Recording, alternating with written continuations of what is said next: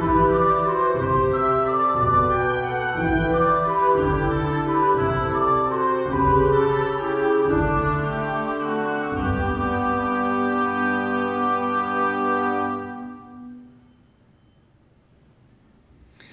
minha amiga, olá, meu amigo, como é que vocês estão? Muito bem-vindos a mais um estudo do Evangelho segundo o Espiritismo.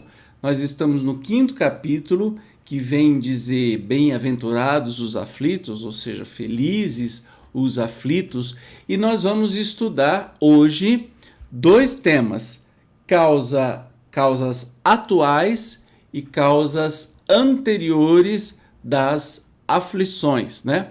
Já que a gente está aqui neste capítulo maravilhoso que diz felizes os que sofrem, né? Os aflitos. Então, sem demora, vamos para o texto de hoje. Primeiro, causas atuais das aflições. De duas espécies são as vicissitudes da vida, ou, se o preferirem, promanam de duas fontes bem diferentes, que importa distinguir. Umas têm sua causa na vida presente, outras, fora desta vida. Remontando-se à origem dos males terrestres, reconhecer-se-á que muitos são consequência natural do caráter e do proceder dos que os suportam. Quantos homens caem por sua própria culpa? Quantos são vítimas de sua imprevidência, de seu orgulho e de sua ambição? Então, a gente começa estudando das causas atuais, que se a gente for ver, e talvez eu vou adiantar aí o que tem no capítulo, grande maioria do que nós passamos de aflição nessa vida decorre do nosso próprio comportamento. Mas vamos continuar o estudo. Quantos se arruinam por falta de ordem, de perseverança, pelo mau proceder, ou por não terem sabido limitar seus desejos? Quantas uniões desgraçadas, porque resultaram de um cálculo de interesse ou de vaidade nas quais o coração não tomou parte alguma? Quantas dissensões e funestas disputas se teriam evitado com um pouco de moderação e menos suscetibilidade? Quantas doenças e enfermidades decorrem da intemperança e dos excessos de todo gênero? Quantos pais são infelizes com seus filhos, por quê? Não lhes combateram desde o princípio as más tendências. Por fraqueza ou indiferença, deixaram que neles se desenvolvessem os germens do orgulho, do egoísmo e da tula vaidade, que produzem a secura do coração, depois, mais tarde, quando colhem o que semearam, admiram.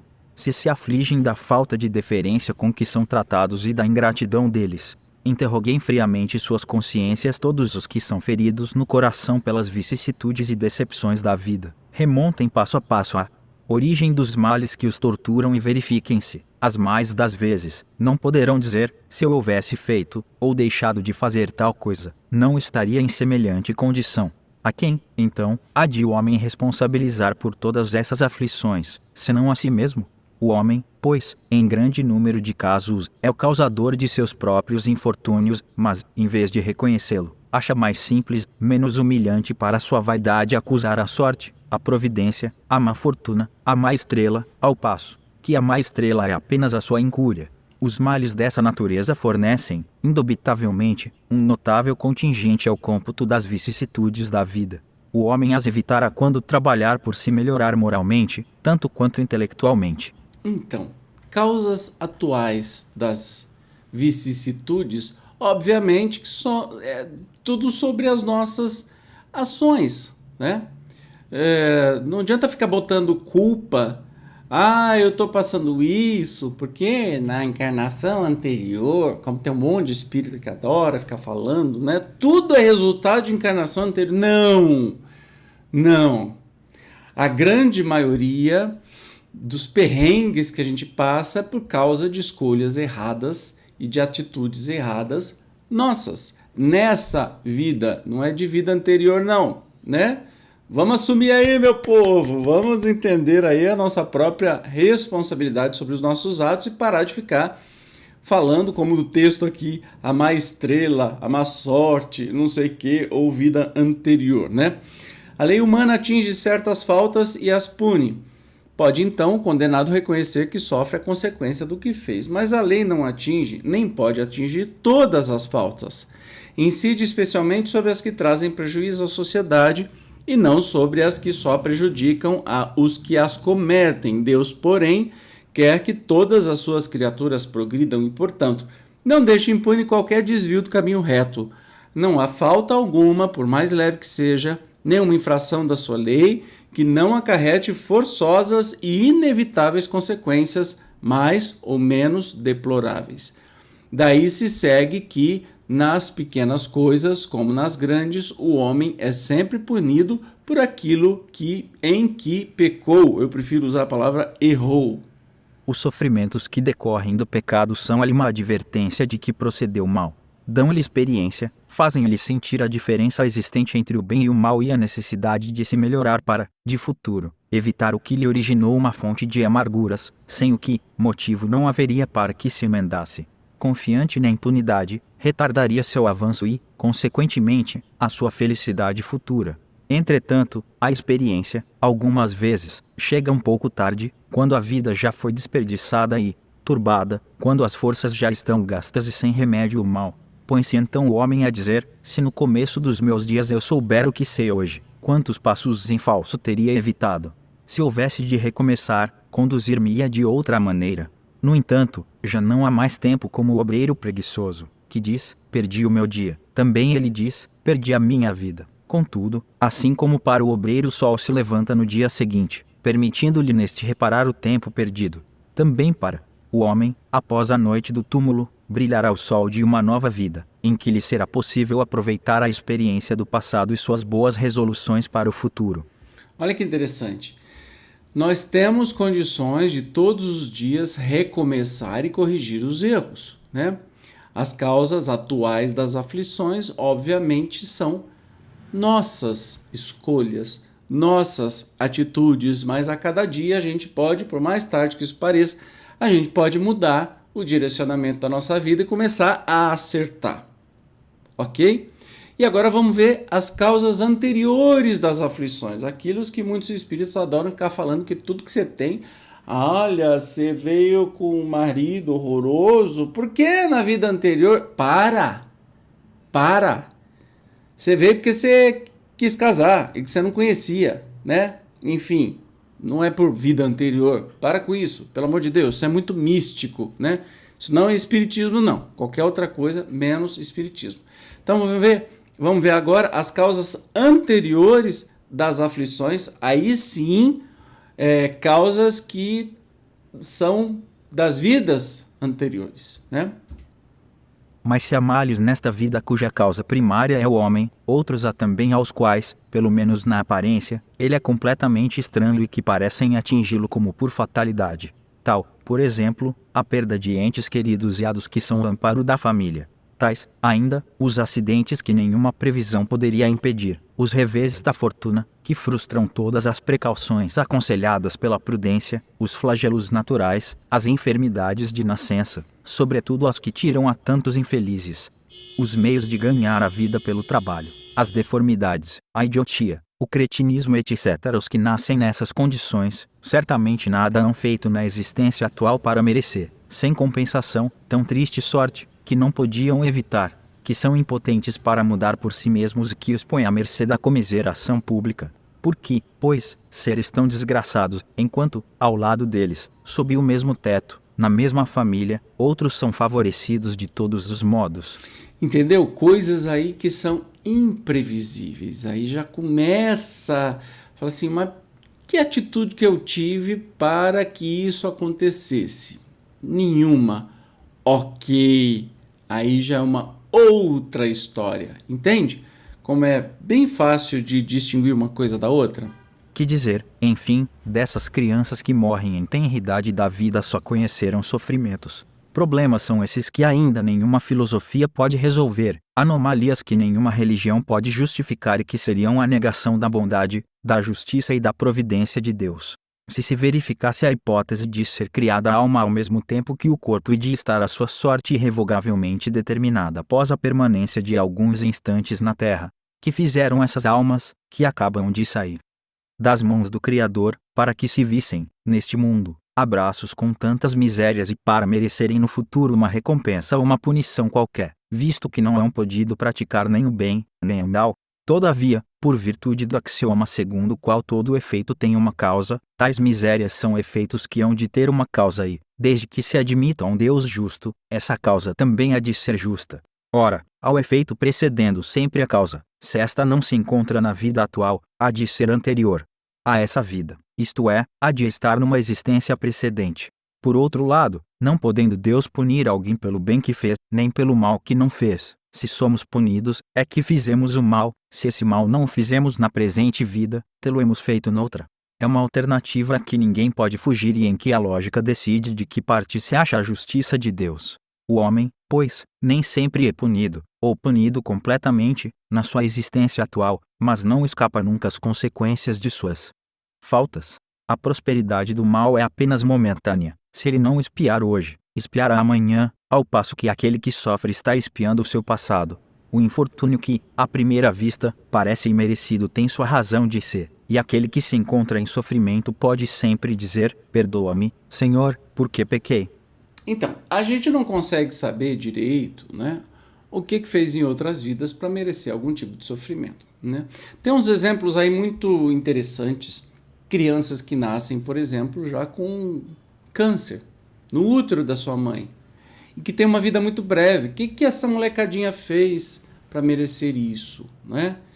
Então, assim, tem um monte de razões para isso acontecer. Poderia citar, bom, problemas de vidas anteriores, mas poderia citar também aprendizado para os pais dessa criança, poderia citar escolha dessa criança, né, de cumprir aí um certo tempo de vida, e tem tantas coisas, não tem uma coisa determinada, portanto o espiritismo não é determinista, tá? Mas vamos continuar aqui estudando o texto.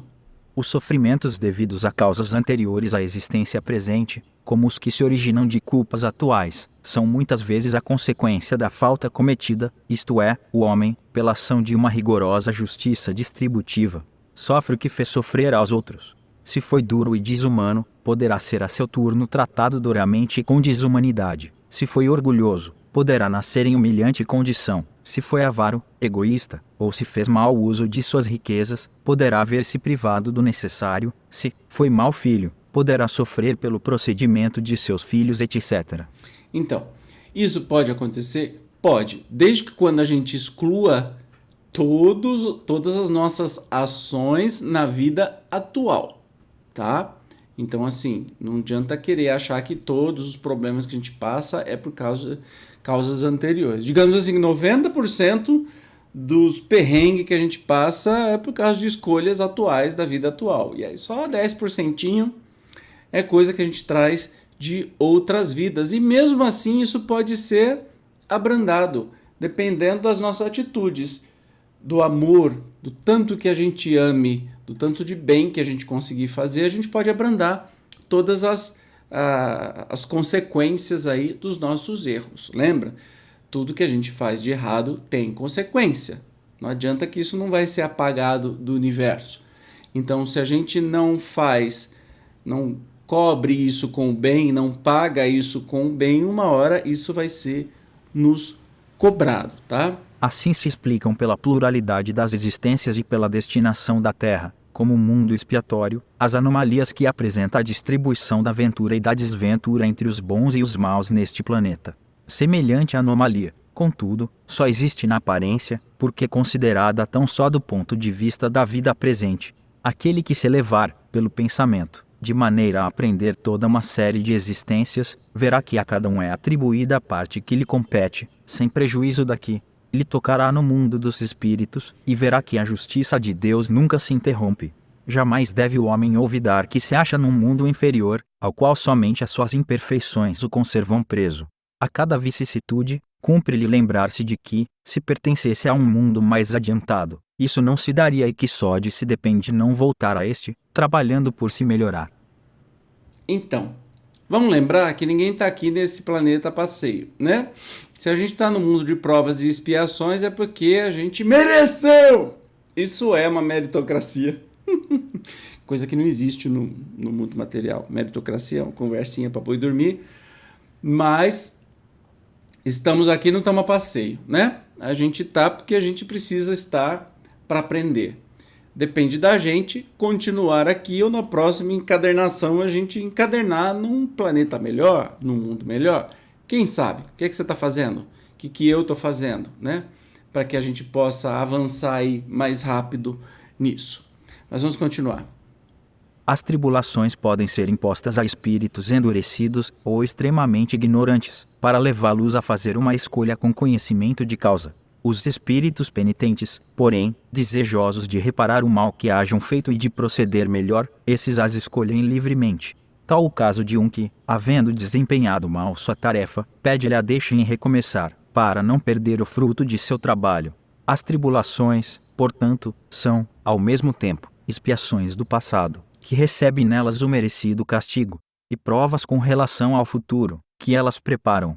Rendamos graças a Deus, que, em sua bondade, faculta ao homem reparar seus erros e não o condena irrevogavelmente por uma primeira falta. Então, nós temos aí duas coisas distintas. Pode ser que o que a gente está passando, se vem de vidas anteriores, foram escolhas nossas, como uma penitência ou como uma remissão, né, dos erros, ou se foi imposto, já que a gente não aprendeu nada, a gente tem que também, Deus nos coloca aí os desafios para ver se a gente aprende de vez, né? Isso, quem sabe, somos nós antes de reencarnarmos e depois também, né? Neste momento é meio difícil de distinguir uma coisa da outra. Não há crer, no entanto, que todo o sofrimento suportado neste mundo denote a existência de uma determinada falta. Muitas vezes são simples provas buscadas pelo espírito para concluir a sua depuração e ativar o seu progresso. Assim, a expiação serve sempre de prova, mas nem sempre a prova é uma expiação. Provas e expiações, todavia, são sempre sinais de relativa inferioridade, porquanto o que é perfeito não precisa ser provado. Pode, pois, um espírito haver chegado a certo grau de elevação e, nada obstante, desejoso de adiantar-se mais, solicitar uma missão, uma tarefa a executar, pela qual tanto mais recompensado será, se sair vitorioso, quanto mais rude haja sido a luta. Tais são especialmente as pessoas de instintos naturalmente bons, de alma elevada, de nobres sentimentos inatos, que parece nada de mal haverem trazido de suas precedentes existências e que sofrem, com resignação toda cristã, as maiores dores, somente pedindo a Deus que as possam suportar sem murmurar. Pode-se, ao contrário, considerar como expiações as aflições que provocam queixas e impelem o homem à revolta contra Deus. Sem dúvida, o sofrimento que não provoca queixumes pode ser uma expiação, mas é indício de que foi buscada voluntariamente antes que imposta e constitui prova de forte resolução, o que é sinal de progresso. Tem uma coisa que eu preciso reforçar aqui, né? Assim, expiação serve sempre de prova, mas nem sempre uma prova é expiação. Prova, todos nós passamos o tempo todo na vida, certo? Pensa lá na prova escolar. Nós temos que passar por provas para poder saber se a gente aprendeu, certo? Não é assim que é a escola? Isso é castigo? Não, é só um meio de se saber que a gente aprendeu. Beleza, isso é prova. Expiação é o que a gente traz das vidas anteriores, que a gente tem que expiar, ou seja, a gente tem que pagar as consequências desses erros, né? E aí, dependendo de como a gente encara essa expiação, a gente é mais bem sucedido ou não, ou essa expiação vai se prolongar por outras vidas também. Os espíritos não podem aspirar à completa felicidade, até que não se tenham tornado puros. Qualquer mácula lhes interdita a entrada nos mundos ditosos. São como os passageiros de um navio onde há pestosos, aos quais se veda o acesso à cidade a que aportem, até que se hajam expurgado. Mediante as diversas existências corpóreas é que os espíritos se vão expungindo, pouco a pouco, de suas imperfeições. As provações da vida os fazem adiantar-se, quando bem suportadas. Como expiações, elas apagam as faltas e purificam. São o remédio que limpa as chagas e cura o doente. Quanto mais grave é o mal, tanto mais enérgico deve ser o remédio. Aquele, pois, que muito sofre deve reconhecer que muito tinha a expiar e deve regozijar-se à ideia da sua próxima cura. Dele depende, pela resignação, tornar proveitoso o seu sofrimento e não lhe estragar o fruto com as suas impaciências, visto que, do contrário, terá de recomeçar. Muito interessante, né? Repetindo aqui, Mediante as diversas existências corpóreas é que os espíritos se vão expungindo, pouco a pouco, de suas imperfeições. Como expiações, elas apagam as faltas e purificam, né? É como se fosse um remédio, uma cura. Então a expiação não é ruim, assim como as provas também não são ruins, são curas para o nosso espírito, para que as nossas vidas atuais ou futuras sejam cada vez melhores. Espírito perfeito não precisa nem de prova nem de expiação. Beleza? E com isso hoje nós chegamos ao final do nosso estudo. No próximo episódio vamos estudar, ainda no mesmo capítulo, sobre o esquecimento do passado. Eu te espero como sempre, obrigado pela sua presença e até o próximo estudo. Tchau!